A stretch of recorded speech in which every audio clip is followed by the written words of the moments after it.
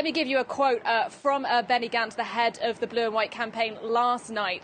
He said then, in elections, there are winners and there are losers, and we are the winners. Now, less than 24 hours later, you heard just then from his coalition partner, Yair Lapid, saying that conceding, we didn't win this round, and Gantz himself saying, we respect the results of the people. Now, while conceding defeat there, they also talked about trying to ensure there'd be that they would turn the Knesset, the Israeli parliament, into a battlefield. Now, what issues might they be battling Netanyahu on?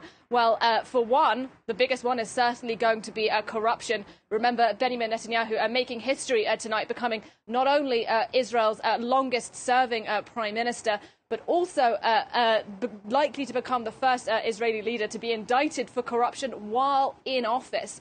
Now, we know that Benjamin Netanyahu wants to try and avoid being indicted by implementing what is known here as the French law. By that, they mean that a French leader cannot be indicted while in office. Netanyahu wants to try and impose similar rules here himself and expect the Blue and White campaign in opposition to fight that very heavily in the next couple of months here in Israel. All right, so a lot of the talk will be over whether or not Benjamin Netanyahu can face those various charges. He's received an endorsement or a letter of congratulations before the hour earlier from Donald Trump. Let's listen to the U.S. president.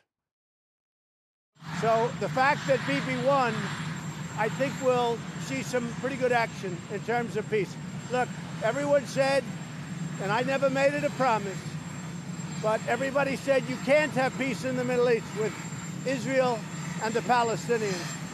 I think we have a chance, and I think we have now a better chance with Bibi having won. Yeah, Nadia, Donald Trump referring to his yet-to-be-revealed Middle East peace plan. What are the thoughts where you are on that score?